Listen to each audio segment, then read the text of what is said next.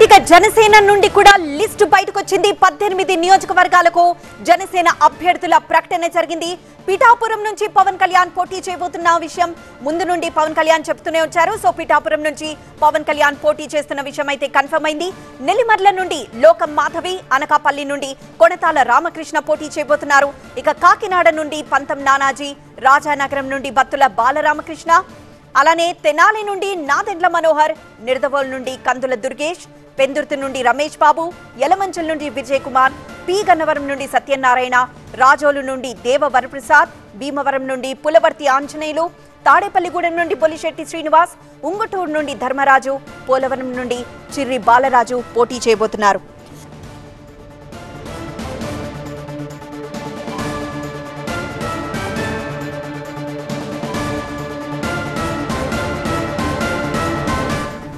ఇక మరోవైపు నర్సాపురం నుండి బి నాయకర్, తిరుపతి నుండి ఆరణి శ్రీనివాసులు, రైల్వే కోడూరు నుండి యనమల భాస్కర్ రావు, అవనిగడ్డ, పాలకొండ, విశాఖ సౌత్ సీట్లకు ఇంకా అభ్యర్థులైతే ఖరారు కాలేదు. అభ్యర్థుల ఎంపికపై కసరత్తు చేస్తున్నట్లు తెలుస్తోంది. ఇక కాకినాడ ఎంపీ అభ్యర్థిగా తంగెళ్ల ఉదయ్ శ్రీనివాస్ పోటీ చేయబోతున్నారు. మచిలీపట్నం ఎంపీ అభ్యర్థిపై ప్రస్తుతం ఇంకా సస్పెన్స్ కొనసాగుతోంది.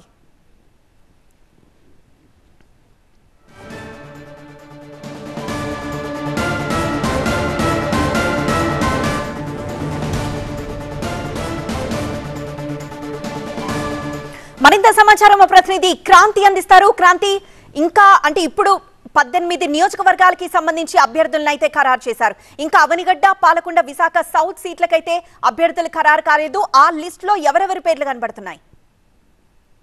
ఇప్పటి వరకు అయితే విజయవాడకి సంబంధించి పోతిన మహేష్ తనకు సీటు కావాలని పట్టుబడుతున్నటువంటి పరిస్థితి కనిపిస్తోంది. అయితే విజయవాడ వెస్ట్ సీట్ ఇప్పటికే బీజేపీకి వెళ్ళిపోయినట్టు కూడా ప్రచారం జరుగుతుంది. కానీ రెండు పార్టీల నుంచి ఎక్కడా కూడా అఫీషియల్ గా అనౌన్స్మెంట్ రాలేదు. బీజేపీ నుంచి సుజనా చౌదరి పోటీ పడుతున్నట్టు కూడా మనకు ప్రచారం నడుస్తున్న నేపథ్యంలో అసలు సీటు విజయవాడ వెస్ట్ సీటు జనసేనకు వస్తుందా లేదా అనేటటువంటి సందిగ్ధత కూడా నెలకొంటుంది. అయితే ఒకవేళ బీజేపీకి సీట్ ఇస్తే గనక నేను ఇండిపెండెంట్ గా పోటీ చేస్తానని చెప్పి కూడా పోతిన మహేష్ ఇప్పటికే ప్రకటించడం జరిగింది. ఇక ఆ నేపథ్యంలో విజయవాడ వెస్ట్ సీటు జనసేనకు వస్తుందా లేదా అనేటటువంటి విషయంలో ఇంకా స్పష్టత లేదు. దాంతో పాటు అవినిగడ్డ చూసుకుంటే గనక అవినిగడ్డలో ఇప్పటికే దాదాపు 3 పేర్లు పరిశీలించిన నేపథ్యంలో విక్కుర్తి శ్రీనివాస్ కి సీట్ కన్ఫర్మ్ అయినట్టుగా కూడా చర్చలు నడుస్తున్నాయి. కానీ ఇప్పటి వరకు కూడా అక్కడి నుంచి కూడా ఎలాంటి అఫీషియల్ అనౌన్స్మెంట్ గానీ ఆఫ్ ద రికార్డ్ గా సిగ్నల్ ఇచ్చినటువంటి పరిస్థితి కూడా లేదు. అయితే మరో పక్క మనం చూసుకుంటే గనక ఇప్పటికి రైల్వే కోడూరు, రాజంపేట నుంచి జనసేన ఎక్కడ పోటీ చేస్తుందనే దానికి సంబంధించి ఇవాళ ఇచ్చినటువంటి 18 మెంబర్స్ లిస్ట్ లో ఫుల్ స్టాప్ రైల్వే కోడూరు నుంచి జనసేన పోటీ చేస్తుంది. ఇక మిగతా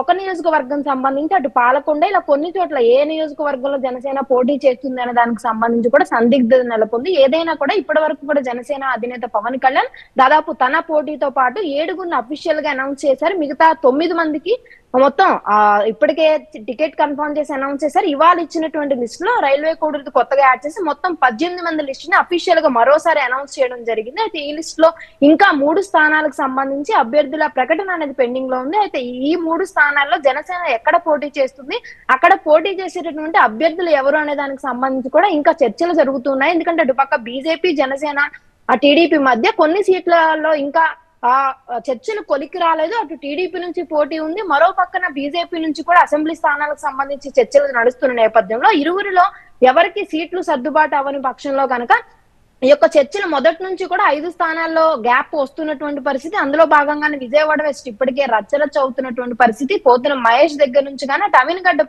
వైపు కానీ మచిలీపట్నం ఎంపీ సీట్ కి సంబంధించి కానీ జనసేనలో ఇంకా ఎటువంటి స్పష్టత రాలేదు. ఇక ఏదైతే కాకినాడకి సంబంధించి ఎంపీ స్థానం జనసేన ప్రకటించినప్పటికీ మచిలీపట్నానికి సంబంధించి పెండింగ్ లో పెట్టినటువంటి పరిస్థితి కనిపిస్తోంది. ఓవరాల్ గా దాదాపు ఒక 15 రోజులుగా ఈ యొక్క చర్చలు నడుస్తున్నా కూడా ఎటువంటి ప్రకటన అయితే రాలేదు. ఎక్కడ పోటీ చేస్తుంది జనసేన, అక్కడ పోటీ చేసేటటువంటి అభ్యర్థులు ఎవరు అనే దానికి సంబంధించి కూడా ఇంకా సర్వేలు నడుస్తున్నటువంటి పరిస్థితి కనిపిస్తోంది. దాంతో పాటు మనం ఇచ్చినటువంటి లిస్ట్ లో చూసుకుంటే గనక తిరుపతికి సంబంధించి దాదాపు గత 10 రోజులుగా తిరుపతి జనసేనతో పాటు అటు టీడీపీ కూడా అరణి శ్రీనివాసుల్ని తీవ్రంగా వ్యతిరేకిస్తున్నటువంటి పరిస్థితి కనిపిస్తోంది. అరణి శ్రీనివాసులు గో బ్యాక్ అంటూ కూడా అటు టీడీపీ నుంచి జనసేన నాయకత్వం నుంచి తీవ్ర స్థాయిలో విమర్శలు అంటే తనకి సపోర్ట్ చేయనటువంటి పరిస్థితి. 3 వర్గాలుగా విడిపోయి మొత్తం కూడా ఎవరికాళ్ళు సపరేట్ గా ఉన్నటువంటి పరిస్థితి కనిపిస్తున్న నేపథ్యంలో 2 రోజుల క్రితం నాగబాబు అందరినీ పిలిపించి కూడా మాట్లాడారు. మరోసారి సర్వే చేస్తాము, అందరూ సహకరించి జనసేన గెలుపు కోసం పనిచేయాలని చెప్పి కూడా చెప్పినటువంటి పరిస్థితి కనిపిస్తోంది. మరో పక్కన ఇప్పుడు ఇచ్చినటువంటి లిస్ట్ లో అరణి శ్రీనివాసుల్ని ఫైనల్ చేస్తే అనౌన్స్ చేయడం కూడా జరిగింది. జరిగింది. దీంతో పాటు మనం చూసుకుంటే కనుక మిగతా చోట్ల పిఠాపురం పవన్ కళ్యాణ్ తో పాటు ఇంకా మిగతా గతంలో నిన్న అనౌన్స్ చేసినటువంటి పోలవరం, ఉంగుటూరులో చూసుకుంటే కనుక పంచమట్ల ధర్మరాజు, పోలవరం చిరి బాలరాజుని అనౌన్స్ చేయడం జరిగింది.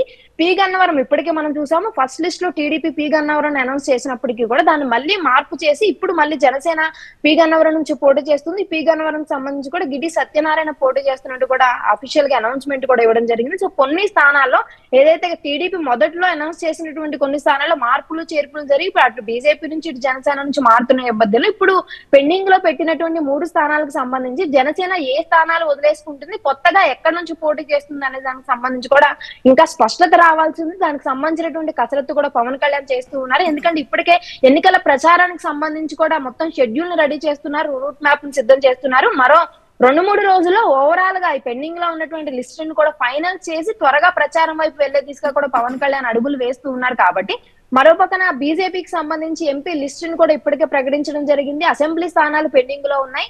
మరో పక్కన టీడీపీకి సంబంధించి కూడా కొన్ని స్థానాలు పెండింగ్ లో ఉన్న నేపథ్యంలో ముగ్గురి పట్ల కూడా కొన్ని స్థానాల మీద చర్చ నడుస్తూ ఉన్నాయి. పోటీ ఎక్కువగా ఉంది టీడీపీకి సంబంధించి, అటు బీజేపీకి సంబంధించి కూడా. జనసేనలో ఇప్పటికీ అసంతృప్తి శాఖలు బగ్గుమంటూ ఉన్నాయి. కాబట్టి అసంతృప్తి నేతలను ఎప్పటికప్పుడు పిలిచి పవన్ కళ్యాణ్ అండ్ అలాగే నాగబాబు, నాదెండ్ల మనోహర్ కూడా పిలిచి మాట్లాడుతున్నటువంటి పరిస్థితి కనిపిస్తోంది. ఎక్కడా కూడా బీజేపీ నుంచి పోటీ చేసే వాళ్ళకి కానీ, టీడీపీ నుంచి పోటీ చేసే వాళ్ళకి కానీ జనసేన వ్యతిరేకం కాదు, ఖచ్చితంగా కూటమి గెలుపు దిశగానే అందరూ కూడా పనిచేయాలని చెప్పి కూడా చెప్తూ ఉన్నారు. మరో పక్కన టీడీపీ నుంచి సీట్ ఆశించి ఎవరైతే ఇటుపక్క జనసేన సీట్ వచ్చిందో వాళ్ళకు కూడా మనం సహకరించాలని చెప్తున్నారు. దాంతో పాటు జనసేనలోని ఒకే స్థానంలో ఇద్దరు అభ్యర్థులు ఎవరైనా కూడా పోటీ పడుతూ ఉంటే కనుక ఒకరికే ప్లేస్ వచ్చి మరొకరికి ప్లేస్ రాని పక్షంలో కూడా వాళ్ళతో కూడా పిలిచి బుజ్జగించేటటువంటి ప్రయత్నం చేస్తున్నారు. ఒకవేళ ఇప్పుడు ఉన్నటువంటి 21 స్థానాల్లో జనసేన పోటీ చేసి గెలిస్తే గనక రాబోయే ఉమ్మడి ప్రభుత్వంలో ఖచ్చితంగా జనసేన తరపున ఉన్నటువంటి వాళ్ళందరికీ కూడా నమ్మకంగా పనిచేసినటువంటి క్యాడర్ అందరికీ కూడా జనసేన న్యాయం చేస్తుంది అనేటటువంటి ఒక హామీని అయితే ఇస్తున్నటువంటి పరిస్థితి కనిపిస్తుంది. ఏదేమైనప్పటికీ కూడా కొన్ని నియోజకవర్గాల్లో మనం చూసుకుంటే కనుక ఇప్పటికే చాలా నియోజకవర్గాల్లో నిరసన సెగలు విజయవాడ వెస్ట్ తో పాటు తిరుపతి అండ్ అలాగే విశాఖపట్నం, దాంతో పాటు అనకాపల్లి, అమలాపురం ఇలా చాలా చోట్ల జనసేన నేతలందరూ కూడా తీవ్ర ఆందోళన చేసిన పరిస్థితి మనం చూసాము. ఎందుకంటే రాజమండ్రి రూరల్ నుంచి కందుల దుర్గేష్ పోటీ చేయాలని భావించినప్పటికీ కూడా అక్కడ టీడీపీ పోటీ ఉన్న నేపథ్యంలో కందుల దుర్గేష్ ని నిడదవోలుకు మార్చారు. దాంతో పాటు విజయవాడ వెస్ట్ ఇచ్చేసినటువంటి చర్చ జరుగుతుంది. ఇంకొన్ని చోట్ల టీడీపీ బలంగా ఉన్నాయి. ఇప్పుడు భీముని దగ్గర పంచకర్ల సందీప్ తనకు సీటు కావాలని పట్టుబడుతున్నటువంటి పరిస్థితి కనిపిస్తా ఉంది. ఇలా చాలా చోట్ల జనసేన నేతలు ఇప్పటికే తమకి కాకుండా టీడీపీకి బలంగా ఉండి కూడా టీడీపీకి సీట్ ఇస్తున్నారని చెప్పి ఆందోళన వ్యక్తం చేస్తున్నారు. మరోపక్క జనసేనలోనే సీట్లు వేరే ఒకరికి ఇవ్వడం పైన కూడా నిరసన వ్యక్తం చేస్తున్నటువంటి పరిస్థితి కనిపిస్తా ఉంది. ఏదైనా కూడా పార్టీలో ఉన్నటువంటి అసంతృప్తులు అన్నిటిని కూడా సర్దుమణిగించుకుని ముందుకు వెళ్లే దిశగా పవన్ కళ్యాణ్ అడుగులు వేస్తా ఉన్నారు. దానికి సంబంధించి గత 2-3 రోజులుగా వరుస సమావేశాలు పెడుతున్నారు. మరో 2-3 రోజులు అయితే పెండింగ్ లో ఉన్నటువంటి 3 స్థానాలకు సంబంధించి కూడా క్లారిటీ ఇచ్చి ఎన్నికల ప్రచారం పిఠాపురం నుంచి ప్రారంభిస్తానని ఇప్పటికే చెప్పారు. కాబట్టి మొత్తం ఉమ్మడి ఉభయ గోదావరి జిల్లాలోనే పవన్ కళ్యాణ్ ఫోకస్ కొనసాగుతుంది. కాబట్టి ఆ దిశగానే పవన్ కళ్యాణ్ అడుగులు వేస్తున్నటువంటి పరిస్థితి ఓవరాల్ గా కనిపిస్తుంది. ఎస్ క్రాంతి.